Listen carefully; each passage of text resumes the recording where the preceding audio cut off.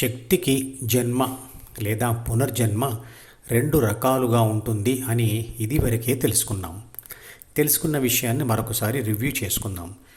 మొదటి రకం, మనిషి శరీరం నుండి విసిరిన రాయి శరీరంలోకి మనిషి యొక్క కండర శక్తి కొంత తగ్గి అది గతిశక్తిగా మారి ప్రవేశిస్తుంది.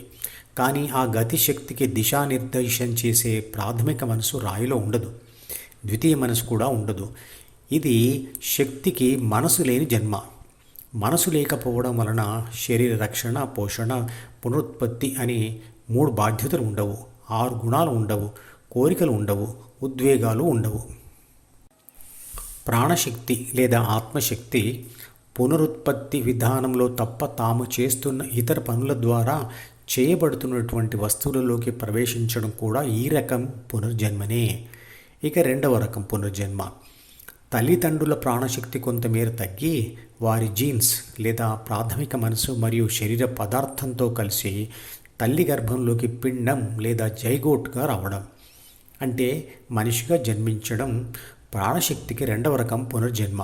ఈ రకమైన పునర్జన్మలో ప్రాథమిక మనసు ఉండడం వలన ద్వితీయ మనసు కూడా తయారవుతుంది.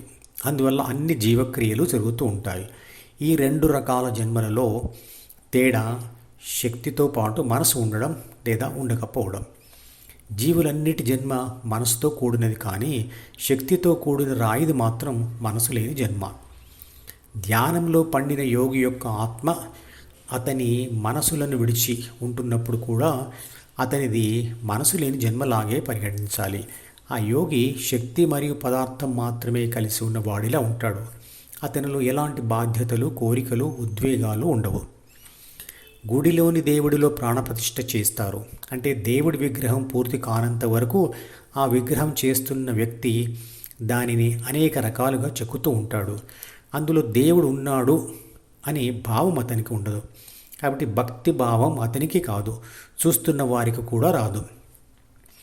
కానీ విగ్రహం పూర్తి అయిన తరువాత అందరిలో అది దేవుడు అనే భావం రావడానికి దానికి ప్రాణప్రతిష్ఠ అనే పద్ధతి ద్వారా ఆ విగ్రహాన్ని గుడిలో ప్రతిష్ఠిస్తారు. దేవుడు అంటే విశ్వశక్తి నుండి వచ్చిన అనేక శక్తులలో ఒక శక్తి. ప్రతి శక్తి విశ్వశక్తి యొక్క అంశ కాబట్టి ప్రతి శక్తి కూడా దేవుడే. సముద్రం నుండి బయటకు తీసిన ప్రతి నీటి చుక్క కూడా సముద్ర లక్షణాలే కలిగి ఉంటుంది. మన చుట్టూ గాలిలో ఉన్న అనేకమైన ఆక్సిజన్ పరమాణువులలో ప్రతి పరమాణువు ఒకే లక్షణాన్ని ప్రదర్శిస్తుంది. అలాగే విద్యుత్ శక్తి, అయస్కాంత శక్తి, పరమాణు శక్తి, రసాయన శక్తి, ప్రాణశక్తి, అన్ని శక్తులు దేవుడే. కానీ అవి పదార్థాన్ని కలిసినప్పుడు లేదా పదార్థంలోకి ప్రవేశించినప్పుడు మాత్రమే విభిన్న లక్షణాలు ప్రదర్శిస్తాయి. దేవుడి విగ్రహాన్ని తయారు చేసిన రాయి అయినా, ఫోటో అయినా పదార్థంతో చేయబడింది. ప్రతి పదార్థం యొక్క పరమాణువులలో కేంద్రకం చుట్టూ ఎలక్ట్రాన్లు నిరంతరంగా గతిశక్తితో పరిభ్రమిస్తూ ఉంటాయి. అంటే అన్ని ఘన, ద్రవ, వాయు పదార్థాలలో, అంటే వస్తువులలో, మనుషులలో, అన్ని జీవులలో ఏదో ఒక రకమైన శక్తి ఉంటుంది. అందుకే అంటారు దేవుడు సర్వాంతర్యామి అని. విగ్రహం తయారు కాకముందు నుంచే ఆ రాయిలో శక్తి ఉంది, కానీ చూస్తున్న మనిషికి అది దేవుడు అనే భావం లేదు, అంతే. ఎంతో గౌరవిస్తున్న తన తండ్రి ఫోటోను ఎదుటి వాళ్ళు డస్ట్బిన్లో పడేస్తే ఆ కొడుక్కి బాధ కలుగుతుంది. మరి నిజంగా ఆ ఫోటోలో అతని తండ్రి ఉన్నాడా అంటే లేడు, కానీ అందులో ఉన్నది తండ్రి అనే భావం మాత్రం అతని మనసులో ఉంది, అంతే. అందుకే యద్భావం తద్భవతి అన్నారు. దేవుడి విగ్రహంలో ప్రాణప్రతిష్ఠ చేయడం ఎందుకంటే అందరిలో అది దేవుడు అనే భావం రావడానికి మాత్రమే. కానీ ఆ విగ్రహానికి శక్తి మరియు పదార్థం ఉన్నప్పటికీ ప్రాథమిక మరియు ద్వితీయ మనసులు ఉండవు. కాబట్టి పూజలు చేసేవాడికి వరాలు, చేయని వాడికి శాపాలు పెట్టదు. ఎందుకంటే సంతోషం, కోపం లాంటి భావోద్వేగాలు విగ్రహానికి ఉండవు.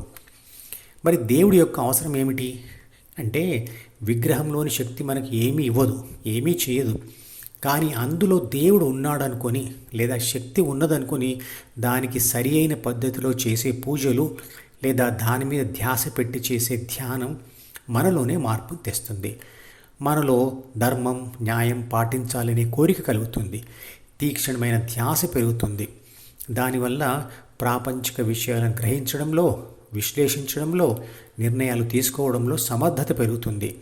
ప్రాపంచిక గెలుపులు, సుఖాలు ఉంటాయి. ప్రశాంతత పెరుగుతుంది. తుది ఫలితంగా స్థితప్రజ్ఞ కలుగుతుంది. భూమితో సహా అన్ని నవగ్రహాలు కూడా మనసు లేని సూర్యుడిలోని శక్తికి పునర్జన్మలే. అందుకే మనము దానిని సౌర కుటుంబం అంటాం. పుట్టుకతో వచ్చే 3 బాధ్యతలను 6 గుణాల సహాయంతో నిర్వర్తించడానికి ఆత్మ శరీరంలో బంధించబడి ఉంటుంది. ప్రాథమిక మనసుకు ప్రతిరూపమైన ద్వితీయ మనసు తయారైన తరువాత అందులోని కోరికలు అంటే సూచనల ప్రకారంగానే ఆత్మ పనులు చేస్తూ దానికి బానిస అయిపోతుంది. ఈ మధుపదం యూట్యూబ్ ఛానల్ వీడియోని సబ్స్క్రైబ్ చేసి గంట గుర్తును నొక్కి ఆల్ని సెలెక్ట్ చేసి ప్రతిరోజు యూట్యూబ్ ఓపెన్ చేసి అడుగున ఉన్న సబ్స్క్రిప్షన్ బటన్ నొక్కితే అన్ని లేటెస్ట్ వీడియోలు చూడవచ్చు.